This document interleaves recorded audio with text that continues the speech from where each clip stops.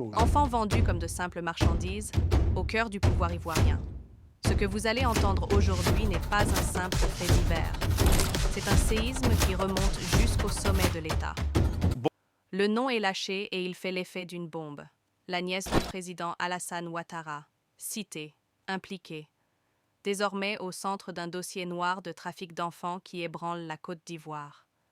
Comment, à l'ombre du palais présidentiel, un tel réseau a-t-il pu prospérer, entre protection de haut vol, complicité silencieuse et zones d'ombre effrayantes? Madame Keïta est une ressortissante ivoirienne de ce qu'on appelle la compétence personnelle active. Si elle a participé, bien entendu, à cette infraction, le juge ivoirien est là encore compétent. Et il y a aussi ce qu'on appelle la compétence personnelle passive, c'est-à-dire est-ce qu'il y a des victimes ivoiriennes dans cette affaire. Le juge ivoirien est donc compétent à plusieurs égards et peut s'auto-saisir. Et à ce moment-là, le parquet ivoirien peut ouvrir une enquête. Ici, Madame Nina Keïta trouve, comme le pense Jean-Paul Aureau, que le Monde l'a diffamée, elle n'a qu'à porter plainte. Mais que Jean-Paul Aureau vienne donner des leçons de journalisme à la direction et à la rédaction en chef du Monde, ça me fait doucement marrer. Voici l'arrogance du petit blanc. Un petit Africain ne peut pas dire qu'un journaliste français. J'aimerais avoir son avis sur le sujet. Voilà, c'est de ça qu'il s'agit. Parce que quand il parle sur le volet en fait, d'accord du fait de mettre M. Epstein avec une demoiselle qui est proposée par Mme Keïta, ils indiquent en fait une fille qui a 25 ans. Ils indiquent une fille qui a 25 ans. Du nom de Sadia. Je peux même aller plus loin, mais j'ai pas. Voilà. Mais bon, effectivement, oui, effectivement, c'est le nom de Sadia qui est mentionné. Au-delà de Sadia, il y a une proposition dans les échanges, parce que là, on va aller au cœur du dossier. Voilà. Donc, la sœur. Mais on ne donne pas de précisions, en fait, effectivement, sur la sœur. D'où ma réflexion que Mme Keïta porte plainte pour diffamation contre le Monde. Parce que j'ai parlé de Denis Cazion tout à l'heure. Mais Denis ne m'a pas dit que ça. Il m'a dit autre chose aussi. Quand je lui ai dit... Il ne faut pas dire des choses ici. Ah si. Je précise que M. Cazion aura un droit de réponse. Mais bien entendu. Denis, je le connais depuis très longtemps. Et il a été honnête. Quand on en a parlé, moi je lui ai dit, écoute Denis, je ne suis pas juge. Okay, je t'ai appelé pour vérifier une information. Est-ce que c'est vrai que le Nouveau Réveil a retenu une publication parce qu'il était sous contrat avec le ministère de la Santé? Il me l'a confirmé. Et je suis venu donner cette information brute à la bande à Carlyle sans faire le moindre commentaire. Mais quand on en était à ce stade de la conversation, Denis s'en est ému. Si j'en parle, c'est parce qu'il n'a pas dit off the record. Et il m'a dit quelque chose qui était honnête. Il m'a dit, toi, tu es à 6000 km. Nous, on est là. C'est pas la même chose. Cette affaire, l'affaire Epstein, aujourd'hui qui éclabousse le clan Ouattara. Norbert, que savons-nous concrètement sur cette affaire? Qui est Nina Keïta? Quel rôle a-t-elle joué concrètement? Alors, Nina Keïta, c'est une affaire dans l'affaire. L'affaire Epstein, c'est comme les poupées russes. Vous savez, les poupées russes, vous ouvrez la poupée, et puis à l'intérieur, il y a une poupée. Vous ouvrez la seconde poupée, à l'intérieur, il y a une autre poupée, etc., etc., etc. Si on devait présenter la chose, je dirais que Nina Keïta, dans l'image que j'ai essayé d'utiliser, c'est la deuxième poupée. Et puis ce matin, en ouvrant la poupée Nina Keïta, j'ai trouvé une troisième poupée. Ça n'arrête pas. Ah bon? Ah bah oui. Alors donc, par quelle poupée commence-t-on? La première, la deuxième, la troisième, la énième, je ne sais pas. La troisième poupée que j'ai trouvée ce matin, c'est la presse ivoirienne. Ah oui. Ah bah oui, c'est intéressant. Et comme on est journaliste et que les journalistes sont attachés à l'actualité, si ça ne te fait rien, Carlyle, j'aimerais commencer par la troisième poupée. Je cherchais effectivement cette une là. Allez-y.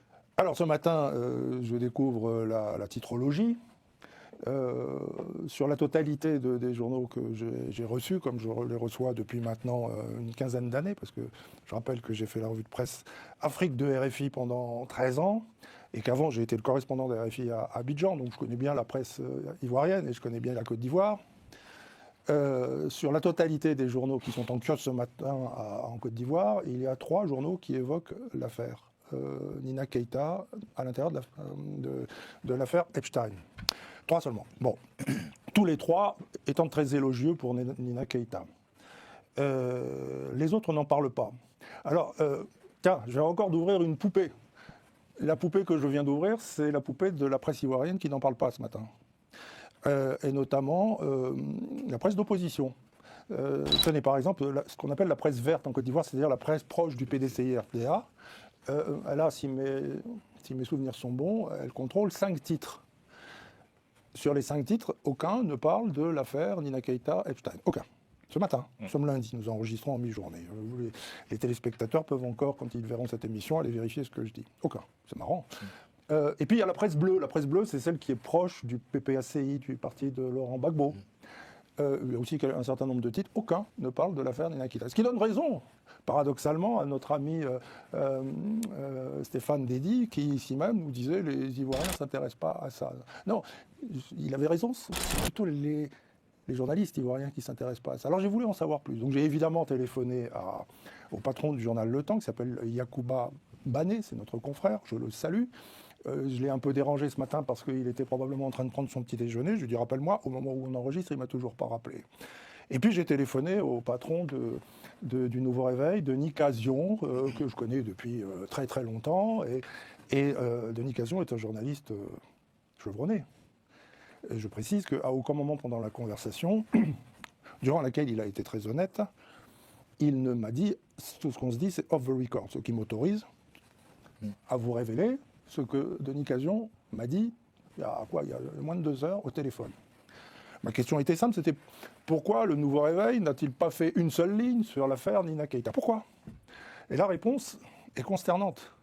Parce que le journal Le Nouveau Réveil est sous contrat avec le ministère de la Santé pour faire la promotion de la CMU en Côte d'Ivoire. C'est désespérant, parce que dans ce cas, c'est facile de contrôler la presse ivoirienne. Alors vous allez dire, c'est pas bien, Navarro, t'es journaliste, tu critiques les... Il va terminer, vous aurez la parole. Non, c'est quoi le lien par rapport à la CMU? Il va terminer, allez, terminer. Tu débines? Non, pas du tout. J'ai dit à Denis, voilà, bon, pour moi c'est une information, tu me la confirmes. Le Nouveau Réveil n'a pas fait une ligne sur une affaire qu'il connaissait pertinemment, c'est-à-dire qu'il a fait de l'autocensure pour préserver un contrat avec le ministère de la Santé de Côte d'Ivoire. Alors... Moi, là, au niveau de la CMU, puisque Jean-Paul Aureau m'interroge, je ferai déjà une petite remarque à l'attention du ministre de la Santé, que je ne connais pas. Et pourquoi signer un contrat avec un journal qui ne fait pas son travail? Moi, je suis lecteur, moi. Je pense qu'on est tous lecteurs. Quand j'achète un journal, c'est pour y trouver des informations. Mais si un journal fait de l'autocensure, c'est-à-dire ne fait pas son travail, pourquoi est-ce que j'irais acheter ce journal? Dès lors, les fonds publics, pourquoi va-t-on les investir dans une presse qui ne fait pas son travail? Ça, c'est une question. Et puis deuxièmement, il y a un petit commentaire aussi, parce qu'à la bande à Carlyle, on aime bien les commentaires, à l'attention d'Anne Ouloto. Je pense que ce matin, en découvrant le Nouveau Réveil, elle a dû avoir un petit sourire en coin, et je la comprends. Bonjour, Excellence, Madame la Ministre. Il y a de quoi, en effet. Quant à la presse bleue, je ne désespère pas que Yacouba Bané me rappelle, peut-être en voyant cette émission, il va se réveiller pour nous dire pour quelle raison il n'a pas fait une ligne sur une information qui est sortie vendredi matin en France, à savoir que l'un des plus grands journaux français, un quotidien qui s'appelle Le Monde, qui existe depuis plus de 80 ans, en une, c'est-à-dire en une, c'est à la première page, c'est pas en page intérieure, en une, accuse Madame Nina Keita, nièce du président Alassane Ouattara, d'avoir été une entremetteuse d'un pédocriminel. Je précise que dans pédocriminel, il y a criminel. Et donc, une entremetteuse d'un criminel, c'est une complicité directe. Alors, nous, sur le papier, je ne dis pas que Le Monde a raison, j'en sais rien. Moi, j'ai téléphoné à la bande à Carlyle et à son chef, Carlyle, ici présent vendredi matin, pour l'alerter sur un événement de presse majeur, qui est aussi comme les poupées russes, c'est-à-dire qu'il y a aussi une poupée dans la poupée. Voilà pourquoi. D'abord, il y a le factuel, c'est-à-dire le journal Le Monde qui ose en une, plus 5 papiers en page intérieure, accuser la nièce du président Ouattara d'être une entremetteuse d'un pédocriminel. Mais en plus, le journal Le Monde, c'est un journal qui, jusqu'à présent, peu ou prou, a toujours défendu Alassane Ouattara. Et ce revirement de presse, de la presse française, d'un titre qui était l'un des derniers à encore soutenir Ouattara, c'est une information passionnante qui intéresse beaucoup une émission comme la bande à Carlyle. Alors de deux choses l'une, où on traite et on fait notre métier, ou alors on fait comme Denis Cazion, et puis alors là, c'est pas la peine de faire de la télé. Il y a des gens à Abidjan qui font ça beaucoup mieux que nous, ils ont plus de moyens, par exemple NCI, que je salue. Voilà, donc les poupées russes, on n'a pas parlé de la première poupée, ça je laisse le soin à d'autres, parce que j'ai suffisamment parlé. La première poupée, c'est l'affaire Epstein, c'est une affaire épouvantable dont on ne mesure pas la portée au moment où nous parlons. Bien, merci Norbert. Donc, pour résumer, d'après les fichiers rendus publics par le département de la justice américaine sur l'affaire Epstein, comme vous l'avez évoqué, Nina Keita, qui est la nièce du président Ouattara, qui est l'actuelle DGA, directrice générale adjointe de l'entreprise publique chargée des stocks pétroliers, aurait entretenu une correspondance pendant plusieurs années avec ce financier américain condamné pour incitation à la prostitution de mineurs. Vous avez évoqué l'angle du traitement médiatique, je trouve ça assez intéressant. Oui, ce matin. Moi, je me tourne vers le président de l'Union des journalistes ivoiriens en France. Président, quelle est votre réaction aux propos de Norbert sur le traitement de cette affaire? Bon, sur le traitement de cette affaire, Norbert a fait 10 minutes d'un édito dans lequel je n'ai personnellement pas perçu la pertinence. Un édito fondé sur un article de presse qui est le socle de sa réflexion, celui de Le Monde. Je vous promets, depuis vendredi, j'ai dû lire cet article-là au moins une dizaine de fois. Nulle part, je n'ai vu un seul mail. Nulle part dans ce papier, je n'ai vu une seule pièce. Nulle part dans cet article, je n'ai vu un élément fourni de façon brute. Tout simplement, une succession de commentaires, spéculations et insinuations. C'est ce que j'ai lu dans ce papier. Pour moi, qui depuis près de 20 ans, qui lit quotidiennement la presse française, ça ne me surprend pas de voir un tel article quand il s'agit de l'Afrique. Quand il s'agit de l'Afrique, certains journalistes et certains médias français ne s'embarrassent pas de scrupules ou de codes du métier. Ils s'accordent un certain nombre de libertés. Voilà. Ben voyons. Voilà aujourd'hui Norbert, qui parle avec, très souvent, sur cette question, avec condescendance. Ah ben voilà. Sans... J'ai lu cet article, je n'ai pas vu un seul élément de preuve. Bon. C'était beaucoup plus de la suggestion que de l'information. Mais que Nina Keïta porte plainte contre Le Monde pour diffamation, il n'y a aucun problème. Excusez-moi, je vais finir. Allez-y, allez-y. Il y a eu 300 documents, plus de 300 documents concernant les échanges entre M. Epstein et Mme Nina Keïta. C'est la justice américaine elle-même qui a rendu public ces documents. S'il y avait un seul élément qui pouvait permettre à la justice américaine de dire ou de suspecter Mme Nina Keïta d'être à la base ou bien d'avoir participé aux activités pédocriminelles de Jeffrey Epstein, mais pourquoi la justice américaine n'a même pas entamé une seule procédure? Elle n'a même pas été entendue une seule fois. Raison pour laquelle Maître Ben Luther est là. Moi, j'ai envie de dire... Pas encore. Moi, j'ai envie de Le dire... temps de la justice, ça n'est pas le temps de la presse. Je peux finir? Oui, bien sûr. Moi, je dis à un certain moment, c'est vrai, on a envie de... Parce que, moi, quelquefois, ce plateau m'oblige à avoir une certaine position, mais d'avoir certains avis, parce que je ne peux pas comprendre qu'on puisse venir vouloir jeter l'opprobre sur quelqu'un.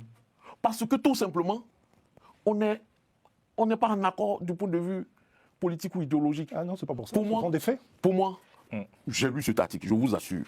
Je n'ai rien vu. Voilà. On met les mails aussi en illustration. Oui, sur le mail que l'on voit sur l'écran, Nina Keïta a écrit à Jeffrey Epstein en parlant de Hambak, Ahmed Bakayoko, ancien Premier ministre ivoirien. Il sait ce que tu aimes. He knows what you like. Et qu'aimait Epstein, il aimait violer des mineurs. Attendez, non, laisse-moi répondre à ça. Ahmed Bakayoko sait ce que tu aimes. Il aime peut-être le champagne. Attendez. Il aime peut-être le président. Il aime peut-être. Donc voilà pourquoi j'ai dit, c'est de la pure spéculation. C'est de la pure insinuation. C'est en train de faire ton gombo. Non, il sait ce que tu aimes. Ça veut dire quoi? Ça veut dire il aime le champagne. Il fait de la spéculation. Très bien, c'est pour ça que Maître Ben Luther est là, l'avocat barreau de Paris. Maître, il va nous expliquer. Fait d'être cité ne signifie pas qu'on a participé ou qu'on a commis l'infraction. Faut-il encore que les éléments constitutifs de l'infraction soient réunis, d'accord? Les 3 éléments, c'est-à-dire un fait matériellement précis, légalement répréhensible et l'intention de commettre ce fait. Alors, dans le cas d'espèce, dit que Mme Keïta a été citée, d'accord? Le fait d'être citée n'emporte pas dans présomption de culpabilité, puisqu'en droit pénal, il y a un principe fondamental qui s'appelle la présomption d'innocence, d'accord? La présomption d'innocence. Donc, tant que sa culpabilité n'a pas été encore prouvée, et le président parlait donc des preuves, tant que la culpabilité n'a pas encore été prouvée, et à ce moment-là, bien entendu, on ne peut pas parler de... les mails ne constituent pas des preuves, des éléments qui permettent au juge de se saisir les mails constituent bien entendu des éléments de preuve qui peuvent là, pour le coup, donner compétence au juge ivoirien de pouvoir se saisir de l'affaire, soit par simple dénonciation, comme c'est le cas par exemple, ou soit par plainte simple, ou encore d'office, le parquet peut comme ici avec le PNF, s'auto-saisir et ouvrir une information. Et à ce moment-là, on peut bien entendu interpeller Madame Keïta pour y être entendue tout simplement, soit à titre de témoin, soit pour y être mise en cause, ou encore... Mais également, bon, ça c'est pour le droit ivoirien, mais également le droit américain. J'en arrive. J'en arrive. Là, c'est pour le droit ivoirien. Mais j'ai entendu aussi qu'il y avait le président de la République lui-même qui avait été aussi cité, qui avait été cité dans l'affaire. Bon, là, pour le coup, au plan interne, il joue des immunités de juridiction, sauf aux procédures contraires et constitutionnellement prévues. J'ai été voir l'article 109, juste en cas de la Constitution, en cas de haute trahison. Alors, qu'en est-il de la justice américaine? La question qu'il faut se poser, est-ce que le juge américain est en droit de pouvoir juger un étranger? Bon, la réponse elle va être un peu mitigée. Quand on sait déjà que le droit américain, c'est un des plus grands droits d'extraterritorialité. Parce qu'il y a des lois fédérales qui sont extraterritoriales, notamment, on parlait souvent du RICO Act, c'est-à-dire qui réprimande, qui sanctionne ce genre, notamment, d'actes, ce genre de faits, de la criminalité en bande organisée, etc. Ah ouais. Oui. Alors, est-ce qu'on peut aller la chercher? Non. On n'ira pas la chercher. On n'ira pas la chercher parce que pour la chercher, il faut là que le droit américain ou le juge américain s'assure de ce qu'on appelle la double incriminalité. Est-ce que en Côte d'Ivoire, c'est fait sans réprimander par la loi et la loi? Si c'est le cas, donc le juge ivoirien peut demander, on va dire un peu l'extradition. Mais là encore, il faut prouver un lien fort avec les États-Unis. Alors le lien fort existe d'abord parce qu'il y a complicité avec un citoyen américain, si la complicité était caractérisée. Deuxièmement, c'est ce qu'ils appellent aux États-Unis objectif territorial principal, c'est-à-dire est-ce que ces actes ont produit des effets aux États-Unis? Et puis avec le RICO Act, eh bien, le juge américain peut, bien entendu, juger un ressortissant d'un pays étranger, mais là, à une seule condition, que ce dernier se trouve sur le territoire américain pour y être notamment interpellé. Donc, en théorie, le juge américain, oui, peut bien entendu se saisir de l'affaire et évidemment juger un ressortissant. Je reste avec vous ce matin, j'écoutais chez nos confrères de RFI le président de la Ligue ivoirienne des droits de l'homme qui estimait que seule une enquête impartiale pourrait mettre fin aux rumeurs. Est-ce que vous encouragez le juge à se saisir de cette affaire? Alors j'encourage fortement le juge ivoirien à se saisir de cette affaire. Pourquoi? Parce que d'ailleurs, c'est la compétence même de principe, si Mme Keïta est citée dans cette affaire, la compétence de principe revient notamment au juge ivoirien, ça s'appelle la compétence territoriale. Si les faits ont eu lieu en Côte d'Ivoire, c'est d'abord le juge ivoirien qui est pénalement compétent. Et puis il y a un deuxième fait, c'est que Mme Keïta est une ressortissante ivoirienne de ce qu'on appelle la compétence personnelle active, c'est elle a participé bien entendu à cette infraction. Le juge ivoirien est là encore compétent. Et il y a aussi ce qu'on appelle la compétence personnelle passive, c'est-à-dire est-ce qu'il y a des victimes ivoiriennes dans cette affaire. Le juge ivoirien est donc compétent à plusieurs égards et peut s'auto-saisir. Et à ce moment-là, le parquet ivoirien peut ouvrir une enquête en toute autonomie avec ce qui se passe aux États-Unis. Donc une enquête vraiment impartiale. Voilà. Donc j'encourage le juge ivoirien à se saisir aussi de l'affaire parce que là, il y a, on va dire, il y a un peu des règles à la fois du droit interne et du droit international qui vont un peu s'entremêler, d'accord? C'est ce qu'on appelle souvent, on va dire, dans le langage juridique, la protection, on va dire, soit diplomatique ou la protection personnelle qui permet à un État de pouvoir protéger son ressortissant. Donc, le mieux serait que son ressortissant soit jugé par le juge national. Insa. Bon, moi,